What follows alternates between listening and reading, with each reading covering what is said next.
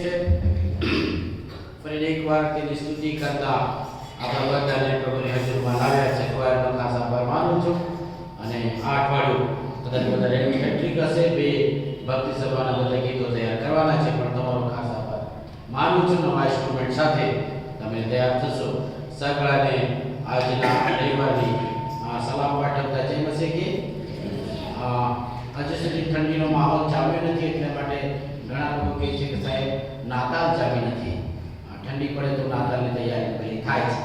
ઈશ્વર પિતાનો આભાર માનીએ છીએ. નાતાલની સાથે આપણે જે કંઈ તૈયારી કરીએ છીએ તેમાં પ્રભુ કૃપા આપશે. આપણે છેલ્લા કેટલાક સમયથી પ્રભુ ન્યાયાધીશ તરીકે જે બાબતો જે દિવસે આપણને તેની આગળ મારીશું ને તે કરશે તેના વિશે વિચાર કરતા હતા. અને તેની સાથે એ પણ જોયું કે એના માટેનું જે પદદર્શક તરીકે આપણને પ્રભુનું વચન આપ્યું છે, એ વચનનું સ્થાન આપણા જીવનમાં ક્યાં છે તે ગયા રવિવારે આપણે તપાસ કરી. આજે આપણે એ જોવાના છે કે પ્રભુ ઈસુ ખ્રિસ્ત આવ્યા છે અને આવી રહ્યા છે. બંને રીતે છે. પ્રેઝન્ટ એ પાસ્ટ એન્ડ ફ્યુચર પરોસિયા, એટલે કે ભવિષ્યમાં પ્રભુ ઈસુ ખ્રિસ્ત આવવાના છે. તે તારવા માટે આવશે નહીં, પણ જે ન્યાય કરવા માટે આવશે તેના સંબંધમાં જ્યારે વિચાર કરીએ અને તેની સાથે પ્રભુ ઈસુ ખ્રિસ્ત આવ્યા છે ત્યારે આપણે સ્વાભાવિક છે કે એની જન્મ જયંતિ ઉજવીએ, તેના જુદા જુદા કાર્યક્રમ દ્વારા વ્યક્ત કરીએ અને પ્રભુ કોણ છે તે બાબતો દર્શાવે. અને એ બાબતો પ્રભુ ઈસુ ખ્રિસ્તના સમયમાં પણ એ પ્રશ્ન હતો અને એટલા માટે એ પ્રશ્નો ખાસ કરીને પ્રભુનો રસ્તો તૈયાર કરનાર યોહાન બાપ્તિસ્માને હતો, પરંતુ તે જેલમાં હતો. માથે લખેલી સુવાર્તા તેનો 11મો અધ્યાય બીજી કલમથી 11મી કલમ સુધી આપણે જે વાંચ્યું તે સંબંધમાં જ્યારે વિચાર કરી ત્યારે આપણને ખ્યાલ આવશે એ બાબતો. અને એ બાબતો સમજવા માટે આપણે ટૂંકી પ્રાર્થના ચલાવીએ. જીવતા અને પવિત્ર પ્રભુ, ફરી એકવાર અમે અમારા મસ્તકો તમારી કૃપા આસન આગળ નમાવીએ છીએ. જે વચનો વાંચવામાં આવ્યા અને સાંભળ્યા એના પર અમે બધા સાથે મળીને મનન કરી વિચાર કરીએ ત્યારે પ્રભુ પવિત્ર આત્માદેવ વચન દ્વારા તમે અમારી સાથે વાત કરો અને આ દિવસોમાં વચન દ્વારા જે તમે અમને શીખવાડવા માંગો છો એ અમારા જીવનમાં લાગુ પડે થાય એટલા માટે તમારા હાથમાં સોંપાઈએ છીએ. પ્રભુ અમે બધા તમારા પવિત્ર ચરણોમાં સોંપાતા અમારી આ પ્રાર્થના પ્રભુ ઈસુ ખ્રિસ્તના નામમાં માંગીએ છીએ. આમીન. પ્રભુ ઈસુ ખ્રિસ્તના સેવાકાળ દરમિયાન ઘણા બધા પ્રશ્નો તેમને પૂછવામાં આવ્યા અને ઘણા બધા પ્રશ્નો પ્રભુ ઈસુ ખ્રિસ્તે પણ લોકોને અને શિષ્યોને અને આગેવાનોને પૂછ્યા. એ ચારે ચાર સુવાર્તાની અંદર આપણે વાંચીએ છીએ ત્યારે ખ્યાલ આવશે કે જુદા જુદા પ્રકારના પ્રશ્નો લોકો પ્રભુ ઈસુ ખ્રિસ્તને પૂછે છે અને તેની સાથે પ્રભુ ઈસુ ખ્રિસ્ત પણ ઘણી વખત એના જવાબ રૂપે પ્રશ્ન કરે છે. આ સમય હતો કે યોહાન બાપ્તિસ્માને હેરોદ રાજાએ જેલમાં પૂર્યા હતા. એટલા માટે કે એમણે સ્પષ્ટતાથી એ રાજાનું પાપ દર્શાવ્યું હતું. એના ભાઈની પત્નીને રાખવાથી એ અયોગ્ય છે એ દર્શાવતા હતા. એટલા માટે રાજાએ એના જેલમાં પૂર્યા હતા. આપણે જોઈ શકીએ છીએ કે યોહાન બાપ્તિસ્મા સ્પષ્ટ વ્યક્તા હતા. પ્રભુ ઈસુ ખ્રિસ્તનો રસ્તો તૈયાર કરવા માટે એમને મોકલવામાં આવ્યા હતા અને એટલા માટે એમને એ પ્રમાણે પોતાનું જીવન તૈયાર કર્યું હતું. રાતમાં સાદા કપડાં પહેરીને, જંગલનો ખોરાક ખાઈને, પોતે સુવાર્તા પ્રગટ કરીને પ્રભુનો માર્ગ તૈયાર કરવાના આવ્યા હતા. અને પ્રભુનું વચન કહે છે કે હું મારા દૂતને મારી આગળ મોકલું છું કે જે મારો માર્ગ તૈયાર કરશે. જગતમાં જ્યારે આપણે જોઈએ છીએ કોઈક મોટી વ્યક્તિ આવે છે, કોઈ અધિકારી કે આગેવાન આવે ત્યારે આ બધા રસ્તાઓ સાફ કરવામાં આવે છે. રસ્તા પરની જે કોઈ વેચાણ કરતી લારીઓ કે પાથરણાવાળા છે બધાને દૂર કરવામાં આવે છે. ઘણી વખત એમ કરવામાં આવે છે કે એવા કદાચ ઝૂંપડપટ્ટી હોય તો ઝૂંપડપટ્ટીને હટાવી ના શકાય તો એને કોઈક બાબતોથી કવર કરી દેવામાં આવે છે અને રસ્તાઓ વ્યવસ્થિત કરી દેવામાં આવે છે, ખાડા ટેકરા પૂરી દેવામાં આવે છે. અને એટલા માટે કેટલાક બાલાઓ એ મજાક કરતા હશે કે દર વખતે આ અધિકારી કે સાહેબ લોકો કે રાજકારણીઓ પસાર થાય તો સારું, હંમેશા રોડ સારો તો રહે અને રસ્તો સરખો કરી દેવામાં આવે, બધું વ્યવસ્થિત કરી દેવામાં આવે. આમ કે માણસોને ફરવા દેવામાં ના આવે અને એટલા માટે ખેર ખેર પોલીસ ચોકીઓ અને પોલીસો દંડા લઈને ઊભા રહેતા હોય અને એટલા માટે કે જેથી જે વ્યક્તિ આવે તેના માટે રસ્તો ખુલ્લો થાય, વ્યવસ્થિત થાય અને સમય પ્રમાણે પસાર થાય. આ જગતની વ્યવસ્થા છે, જગતના ધારો ધર્મ છે, અને એમાં કોઈ જગ્યાએ છીટવું પડે તો તે મુશ્કેલી ઊભી થાય. આપણું સંસદ મંદિરના 22મી જે વર્ષે જે વખતે આતંકવાદે હુમલો કર્યો એ 22મી વર્ષે પણ ધુમાડો કરીને હુમલો કર્યો અને બધા જ કેટલા છીટું ક્યાંથી પડ્યું. હવે છીટું જેમનાથી પડ્યું તેને શોધવા કરતા બીજા જ પ્રકારના પ્રશ્નો ઊભા થાય. આ જગતની બાબતો છે. ત્યાં પણ છીટું ના પડવું છે, વ્યવસ્થિત રીતે કોઈ ખલેલ ના પડવું છે, એ બાબત ધ્યાન કરવામાં આવે. અને જ્યારે પ્રભુ પોતે જ્યારે માણસોની મધ્ય આવે ત્યારે એનો રસ્તો કઈ રીતે તૈયાર કરવો, એનો રસ્તો ની તૈયારીના માટે અને એ આવ્યાના નિશાનીઓ કઈ કઈ છે. પ્રભુ જે હૃદયનો રાજા છે, જીવનનો સ્વામી છે, જીવનનો આધાર છે, એ જીવનો બનાવવા માટે, જીવન આપવા માટે આવ્યા છે. ત્યારે કેવા પ્રકારના જીવનોની તૈયારી જોઈએ એ બાબતની વાત આપણે વિચાર કરવો જોઈએ. યોહાન બાપ્તિસ્માને પણ એક પ્રશ્ન હતો કે જેલમાં એ હતો ત્યારે જે બાબતો થતી હતી તે સાંભળી, પ્રભુ ઈસુ ખ્રિસ્ત દ્વારા જે કાર્યો થયા હતા, જે ચમત્કારો થતા હતા, જે બાબતો બની તે સાંભળીને એટલા માટે એમણે પ્રશ્ન એના શિષ્યો દ્વારા કેવડાવીને મોકલાવી કે જે આવનાર છે તે તું જ છે કે અમે કોઈ બીજાની રાહ જોઈએ. એ બની શકે. ઘણી વખત આપણે પ્રભુનું વચન વાંચીએ, સંજોગોને સમયોને પારખી શકીએ, બધી બાબતોની નિશાની કરીએ તો પણ આપણને શંકા જાય કે ખરેખર એ તારનાર આવ્યા છે. એટલા માટે ઘણા લોકો એ બાબત આજે સમજાવશે કે નાતાલ નહીં ઉજવવાનું, એ નાતાલનું કઈ મહત્વ નથી. પણ ક્રોસ પર ઈસુ ખ્રિસ્તનું બલિદાન ત્યારે જ શક્ય બને જ્યારે નાતાલ વગર આપણા માટેનો છુટકારાનો માર્ગનો જે બલિદાન છે, પાપનો દંડ છે, એ ભોગવી ના શકે. ઈશ્વર માણસોનો ઉદ્ધાર કરવા માટે આવ્યા છે, એટલા માટે સંપૂર્ણ માણસ. પણ ઈશ્વર સંપૂર્ણ માણસ બનીને માણસોની મધ્ય રહે ત્યારે શું થાય અને માણસોની મધ્ય આવે ત્યારે શું કરવું જોઈએ, ઈશ્વરની અપેક્ષાઓ શી છે, એ બધા જ પ્રશ્નોનો જવાબ મારે વ્યક્તિગત રીતે તપાસ કરવાનો છે આ દિવસોમાં. અને એટલા માટે યાકૂબ જે લખે છે, ઈશ્વરનું આગમન નજીક છે અને એટલા માટે જેઓ ધન પર વધારે પ્રેમ કરે છે, જેઓ ધનને ઈશ્વર કરતા વધારે મહત્વ સ્થાન આપે છે, તેઓના માટે પણ ચેતવણી આપે છે કે તમારું ધન ને ઉધઈ ખાઈ ગયું છે, તમારો સંગ્રહ કરેલું ધન તમારી વિરુદ્ધ સાક્ષી પૂરે છે. ઘણી વખત મેં સંદેશમાં કહ્યું છે, પ્રભુ ઈસુ ખ્રિસ્તની પાસે આવેલા દરેક વ્યક્તિ જીવન પામીને, આશીર્વાદ પામીને ગયા છે. એક જ વ્યક્તિ એવી હતી કે જે આનંદ સાથે, આશા સાથે, અપેક્ષા સાથે દોડતી આવી, નમ્રતાથી નડી ગઈ, પણ જીવન સ્વીકારી ના શકી. જીવનમાં પ્રવેશ કરવા માટે એમના માટે મુશ્કેલ હતી, કારણ કે તે ધનવાન હતો. પ્રભુ ઈસુ ખ્રિસ્તે કહ્યું કે જેના પર તું મારા કરતા વધારે પ્રેમ કરે છે તેને પ્રથમ કાઢી મૂક.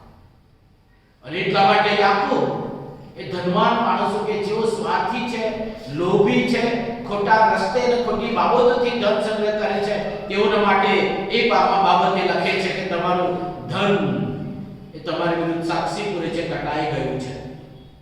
મજૂરોની મજૂરો તમે અન્યાય કરીને રોકી રાખી છે, એ તમે ના કરો. એટલે કે તમે ઉદાર બનો.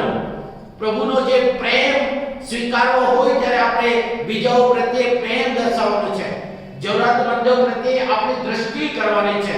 પ્રભુ ઈસુ ખ્રિસ્ત જેમ દ્રષ્ટિ કરુણામય અને દયામય હતી તે પ્રમાણે આપણી દ્રષ્ટિ જગત પ્રમાણે કરવાની રહેશે. અન્યાયપણું, ભૂંડાઈ અને ખોટી બાબતો આપણા હૃદયમાંથી દૂર કરવાની હશે. આપણે જે મુશ્કેલ અને કટોકટીનો સમય, દુઃખ અને નિરાશાનો સમય, લોકો એ પરિસ્થિતિમાંથી પસાર થાય ત્યારે આપણે પોતાની જાતને ખાઈ પીને તગડા બનવાની જરૂર નથી. અહીં લખ્યું છે કે કાપા કાપીના દિવસોમાં તમે તમારા હૃદયો પુષ્ટ કર્યા છે. આપણે જે કંઈ પોતે આનંદથી ખાઈએ છીએ એમાં વહાલો યાદ રાખીએ જગતના જે લોકો છે તેઓના પ્રત્યે. અને એટલા માટે એના ભાગરૂપે પવિત્ર શાસ્ત્ર અનુરૂપ જે વિધવાઓની કદર કરીએ છીએ, અનાથોની કાળજી રાખવાની છે, ગરીબોની યાદ કરવાનું છે, પરદેશીઓ એટલે કે અજાણ લોકોની મદદ કરવાની છે. અને જે પ્રભુનો પ્રેમ છે એ પ્રભુનો પ્રેમ એ રીતે આપણે પ્રગટ કરવાનો છે.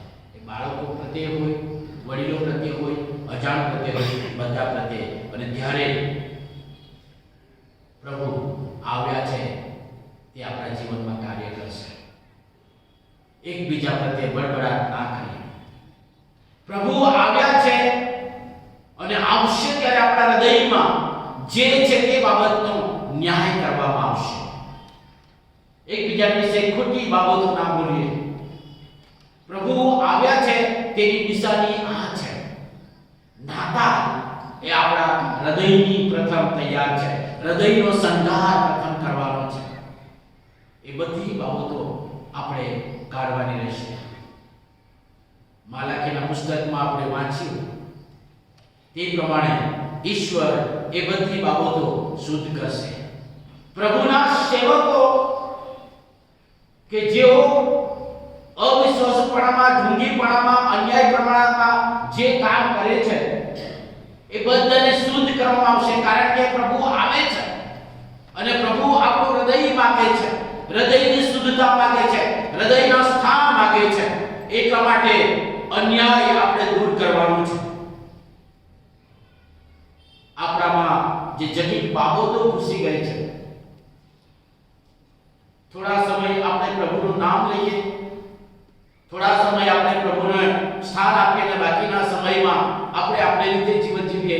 એ પ્રભુ આવ્યાની નિશાની નથી અને પ્રભુ એ સ્વીકારશે નહીં. નાતાલ એટલે સંપૂર્ણપણે પવિત્ર ઈશ્વર માણસોની મધ્યે વાસો કરે છે. કોઈ સંતાડી ના શકાય, કોઈ ઢાંકી ના શકાય. જે કંઈ હોય તે ખુલ્લું કરવામાં આવશે. અને એટલા માટે કહે છે કે જાદુગરો અને વ્યભિચારીઓ, જૂઠા સોગંદ ખાનારાઓ વિરુદ્ધ અને મજૂરની વિરુદ્ધ મજૂરી, જુલમ કરનાર, વિધવા, અનાથ અને જુલમ કરનારની વિરુદ્ધ, પરદેશીનો હક પચાવી પાડનાર અને જે કોઈ ઈશ્વરનો ડર નહીં રાખનારના વિરુદ્ધ આ બધી બાબતો સાક્ષી બોલે છે. આ બાબતો આપણા હૃદયમાંથી, આપણા જીવનમાંથી દૂર કરવાનું છે. તે ઈશ્વર આવ્યા છે તારના તરીકે તેની તૈયારી છે. વહાલો એટલા માટે આ દિવસોમાં આપણે જે નાતાલની તૈયારી કરીએ ત્યારે પોતે આપણા હૃદયની તપાસ કરીને હૃદયમાં તૈયારી કરીએ. ગમે તેટલું બહાર આપણે શણગાર કરીશું, ડેકોરેશન કરીશું, લાઇટિંગ કરીશું, સારા કપડાં પહેરીશું, સારું ખાવાનું ખાઈશું, પણ હજુ પણ મારા હૃદયમાં એ બાબતો હશે. કપટ વાસના હશે, બીજા પ્રત્યે અન્યાય અને વેરઝેર હશે, બીજી બધી બાબતો મારા હૃદયમાં બધી ગંદી બાબતો છે.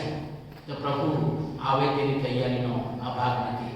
રસ્તો સરખો કરવાનો છે, જીવન સરખું કરવાનું છે.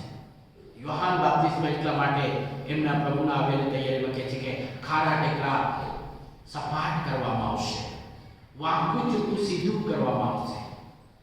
એટલે કે હૃદયો આપણી પાસે પ્રભુ માગે છે, હૃદયની તૈયારી. આ દિવસોમાં આપણે પોતાના હૃદયની તપાસ કરીએ. પ્રભુ આવ્યા છે તેની નિશાની બીજી કઈ છે? યોહાન બાપ્તિસ્માના શિષ્યોને પ્રભુ ઈસુ ખ્રિસ્ત બહુ સ્પષ્ટતાથી કહે છે કે જાઓ, તમે કહો કે આગળ આવો ને આંખો આપવામાં આવશે, આંખો ઉગાડવામાં આવશે, બહેરાઓના કાન ઉગાડવામાં આવશે, લંગડાઓ હરડની પેટે કૂદશે, મૂંગાઓની જીભ ગાયન કરશે, દીનોને સુવાર્તા પ્રગટ કરવામાં આવશે કે આત્મામાં જેઓ રાગ છે તેઓને ધન્ય છે. અને એ સુવાર્તા એટલે કે જેઓ દબાયેલા છે, કચરાયેલા છે, આશા વગરના થઈ ગયા છે, બધી રીતે તેઓને નાસીપાસ કરવામાં આવે છે, તેઓને માટે છૂટકાનો માર્ગ જાહેર કરવાનું વર્ષ આવ્યું છે. અને એટલા માટે પ્રભુ ઈસુ ખ્રિસ્ત એટલે કે પરમેશ્વરના પરમેશ્વર માણસોની મધ્ય રહે છે ત્યારે આ બાબત કરે છે. પણ આપણે ઘણી વખત જોઈએ છે કે ક્યાં ગાળો દેખતા થાય છે, મૂંગાઓ ક્યાં બોલતા થયા છે, લંગડાઓ ક્યાં ચાલતા થાય છે, બહેરાઓ ક્યાં સાંભળતા થાય છે. આપણી મધ્ય થતું નથી તો અમારે પોતાએ હૃદયની તપાસ કરવાની છે. પ્રભુનું વચન બહુ સ્પષ્ટ છે કે જ્યાં પ્રભુનો આત્મા છે, જ્યાં પ્રભુ આવે છે, ત્યાં એ બધી બાબતો થશે. અને એટલા માટે યોહાન બાપ્તિસ્માના શિષ્યોને પ્રભુ ઈસુ ખ્રિસ્તે બધું જ કહ્યું કે તમે જે સાંભળો છો અને જે જુઓ છો તે જઈને કહો. એમણે એવો જવાબ નહીં આપ્યો કે હું ખ્રિસ્ત છું, હા હવે પછી મારી જે તમે રાહ જોતા હતા તે હું છું. ના, એ બધું થાય છે અને તમે સાંભળો છો જઈને કહ્યું. એટલે કે પરમેશ્વર જ્યારે માણસની મધ્ય આવે છે ત્યારે વહાલાઓ એ ચમત્કારો, એ વ્યવસ્થા, એ રાજ્ય આવે છે અને છૂટકાની જાહેરાત આપવામાં આવે છે. અને વહાલાઓ એટલા માટે ફક્ત સાંભળવાનું જ નહીં પણ એ અનુભવ કરાવવાનું છે. આપણે સુવાર્તામાં સાંભળીએ પંજાબની અંદર હજી કેટલા બધા લોકો સેવકો છે તેઓનેથી ચમત્કાર થાય છે. ઘણા લોકો પ્રભુની પાસે આવે છે, ગામો ગામ, ઇવન એક પણ તમે જોયું હશે આખું ગામ પ્રભુ પર વિશ્વાસ કરે છે અને પ્રભુની સ્તુતિ કરે છે, એ આનંદ થઈ રહે છે. ત્યારે મારે એ પૂછવાનું છે કે મારી મધ્યે ક્યાં જાય છે? પ્રભુના આત્મા જો ત્યાં કામ કરે છે તે જો તારનાર છે, તો જે તારનાર છે તેના પર આપણે પણ વિશ્વાસ કરે છે તે ક્યાં છે? કેમ પ્રભુ આવ્યાની નિશાનીનો અનુભવ હું ને તમે ના કરી શકીએ? હૃદય તૈયાર કરો, હૃદયમાંથી જે ભૂંડાઈ બાબતો છે તે દૂર કરો. ઈશ્વર એ આપણને વિશ્વાસથી ફરીને એક વાર તક આપે છે. પ્રભુ આવ્યા છે તો તે ક્યાં છે? પ્રભુ ઈસુ ખ્રિસ્ત કહે છે કે આંધળાની આંખો ખોલવામાં આવે છે, બહેરાઓ કાન ઉઘાડા થાય છે, લંગડાઓ હરણની પેટે કૂદે છે, મૂંગાઓની જીભ ઘાયલ થશે. યશાયા પ્રવચનનું પુસ્તક 35 અધ્યાય અને 5 થી 6 કલમમાં જે ભવિષ્યવાણી પ્રભુ ઈસુ ખ્રિસ્ત આવ્યાના 700 વર્ષ પહેલા કરવામાં આવી હતી, તે પ્રભુ ઈસુ ખ્રિસ્ત આવ્યાના સમયમાં પરિપૂર્ણ બનીને પ્રભુએ કહ્યું કે જે કોઈ મારા પર વિશ્વાસ કરે છે, જે કોઈ મારો અંગીકાર કરે છે, જે કોઈ મારી વાત સાંભળે છે અને પાળે છે, તેને ધન્ય છે, કારણ કે તેઓની મધ્યે આ કાર્ય થશે. અને પ્રભુ આપણી મધ્યે છે તેની નિશાની વહાલાઓ આ છે. પ્રભુ ક્યાં છે? લોકો ઘણા બધા પૂછ છે નાતાલ એટલે શું? નાતાલ કોના માટે ઉજવાય છે? નાતાલ કોણ ઉજવે છે? નાતાલ શા માટે ઉજવવામાં આવે છે? એ બધા જ પ્રશ્નના જવાબ આપણા જીવનનો અનુભવ અને સાક્ષી છે. આપણું જીવન એ છે. નાતાલ એટલે પ્રભુ માનવ બનીને માણસોની મધ્યે વાસો કરે અને જ્યારે પવિત્ર ઈશ્વર જ્યાં વાસો કરે છે ત્યાં બધું સરખું થાય છે. પાપ અને ભૂંડાઈ, દુષ્ટતા, અદેખાઈ, ઈર્ષા, મારામારી, કાપાકાપી, લોભ, લાલચ, તમામ પ્રકારના પાપો દૂર થવા જોઈએ.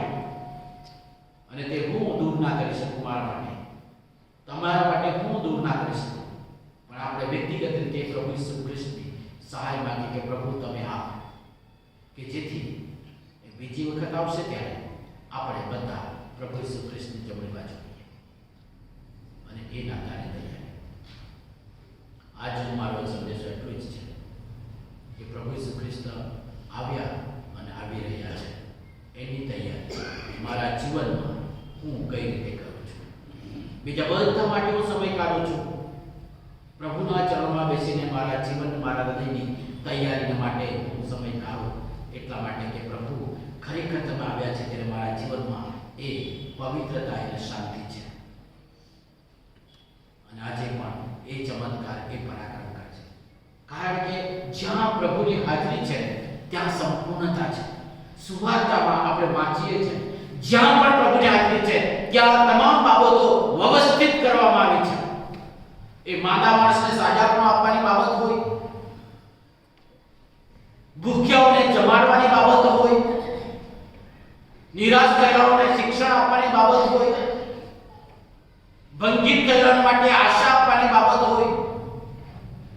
અને જેઓને કોઈ સમજણ ના પડે તેઓને સમજણ આપવાની બાબત દરેક વખતે પ્રભુ ઈસુ ખ્રિસ્તની હાજરી છે ત્યાં સંપૂર્ણતા આવી છે. સભાસ્થાનમાં પ્રભુ ઈસુ ખ્રિસ્ત હાજર હતા. અશુદ્ધ આત્મા મળી ગયેલાઓ એ ત્યાંથી નાસી જવું પડ્યું, નીકળી જવું પડ્યું. જેના માટે અશુદ્ધ આત્મા હતું તે દૂર થઈ. પથારીમાં પડેલાઓને ઊભા કરવામાં આવ્યા. આખી રાત મહેનત કર્યા પછી કંઈ ના મળ્યું. નિરાશામાં ચાલો આવતીકાલે કંઈક મળશે એમ કરીને છેલ્લી જાળ જોતા જે નિરાશ થયેલો પિત્તરને કહે છે કે પિત્તર, તારી હોડી મને આપ અને ઊંડા પાણીમાં તારી જમણી બાજુ ચાળ નાખ. જે નિરાશ થવા માટે એ સંપૂર્ણતા મળે છે. પોતાનો ભાઈ ગુમાવ્યાથી 4 દિવસ સુધી વેદના કરતી બંને બહેનો અને તેના કુટુંબીજનો માટે એ પ્રભુ કહે છે કે મહિમાને માટે આ કાર્ય થાય. લાજરસ બહાર. એ જીવન જ્યાં પ્રભુ છે ત્યાં સંપૂર્ણતા છે. અને એ અનુભવ કરવા મને ને તમને આ નાતાના દિવસે યાદ કરાવે છે. પ્રભુ ઈસુ ખ્રિસ્ત ક્યાં છે? પ્રાર્થના કરીએ. જીવતા અને પવિત્ર પિતા, તમારી પાસે અમે નમીએ છીએ. તમે જ્યારે આવ્યા, ઘણા બધા લોકોની તૈયારી સ્વીકારવા માટે ના હતી, પણ જેઓએ સ્વીકાર્યું તેઓના જીવનમાં તમે જીવન રેડ્યું, સંપૂર્ણતા. આજે પ્રભુ મારામાં જે તમારા સ્થાનના જગ્યાએ કોઈ પાપ, દુરાચાર, અન્યાય, ભૂંડાઈ, શૈતાનિક બાબતો છે તો દૂર કરો. તમે મારા જીવનમાં મારા હૃદયનો કબજો તમે લો અને તમે આવ્યા છો તે મારા દ્વારા જગતમાં પ્રગટ કરવા. એ તમારા જન્મજયંતિની ઉજવણીનો ભાગ બને એવી કૃપા માંગીએ છીએ. પ્રભુ, જેટલા વાલાઓ એ તમને આવકાર્યા છે ત્યારે તેઓના જીવનો બદલી નાખો, કે જેથી જગત જાણે કે તમે જ્યાં હોય છે ત્યાં આગળ દેખતા થાય છે, બહેરાઓ સાંભળતા થાય છે, મૂંગાઓ સ્તુતિ કરે છે, નિરાશ થયેલાઓને આશા આપવામાં આવે છે, લગડાઓ ચાલતા થાય છે અને જે દિનો છે તેઓને એક મહાન આશાની સુવાર્તા આપવામાં આવે છે. એના માટે પ્રભુ, હું મારું જીવન, મારું હૃદય તમારે આગળ ખોલું છું. મારા પર દયા કરો. મારા જીવન દ્વારા આ નાતાલમાં લોકો તમને જોઈ શકે અને અનુભવ કરવા સ્વીકારે એટલા માટે તમારા હાથમાં અમે સોંપાઈએ છીએ. પ્રાર્થના અમારા મધ્યસ્થ પ્રભુ ઈસુ ખ્રિસ્તનામાં માંગીએ છીએ. આમેન. વચનના પ્રકાશમાં યાદ